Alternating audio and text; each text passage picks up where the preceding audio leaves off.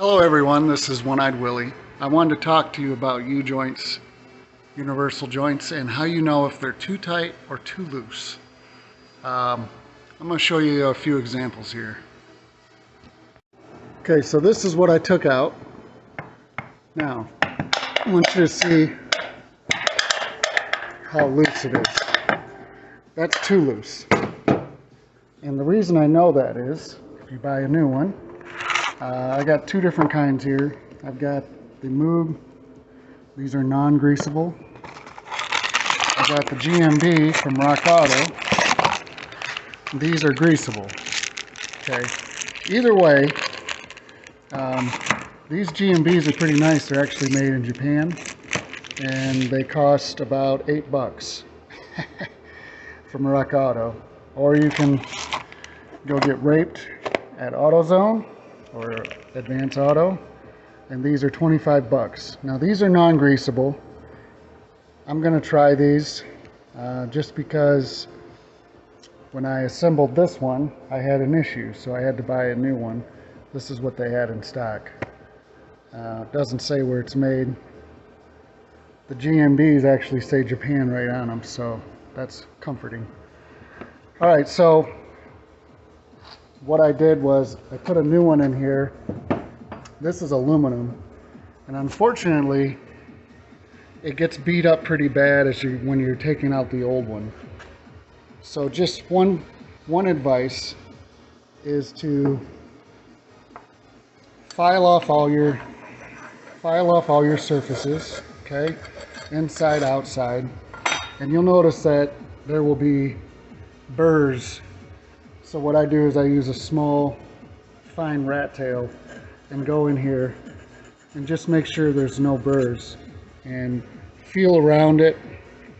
Make sure you don't feel any burrs. If there's any burr whatsoever in this diameter here, okay, you'll end up with binding on your bearing, which is what happened with me. I put the new bearing in and it had a burr down here that I didn't see, and when I turned the bearing, okay, it was free, but then it would you'd feel it kind of hang up a little bit, and that's how you know if it's installed incorrectly. That would be too tight. So what I want to do is I want to make sure that when I put this in, it spins as freely as it does right now, but not that loose where it just flops around. Okay, that tells me that that's pretty much gone. Okay, so I'm going to do that and then I'll get back with you.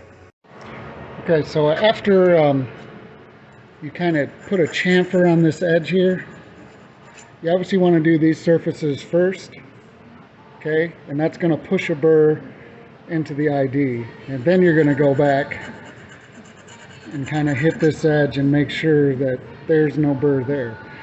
Now what I like to do is just run the file straight up and down and make sure there's nothing impeding me around, okay, all the way around.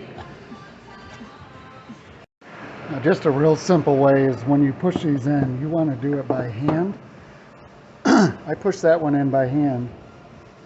Obviously it's not going to have a lot of impediment, or it wouldn't have gone in that easy. This one's a little tougher, and this one won't push in by hand even though I'm trying. I know some people want them super tight, but I'm going to use a brass hammer just to tap this down, and we'll see where we're at. What I like to do once I get it flush with the brass hammer is now I'm just going to use a perfect size little socket wrench here to kind of tap it in so it just goes below the snap ring groove, and you'll notice that it still turns nice and easy. There's no binding, probably because I deburred so well around here. When I didn't do that, I couldn't do that, so it would like stop and then push hard. So on to the next. All right, so I'm really close to getting the snap ring groove in. I already did that side.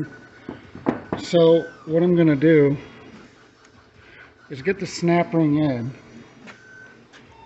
and then just tap it with the snap ring until it goes in. If you go too far, what happens is it binds up on the center point on the forging, and then it won't turn at all. And then you got to sit there with a hammer and try to whack it back to push the cap back up.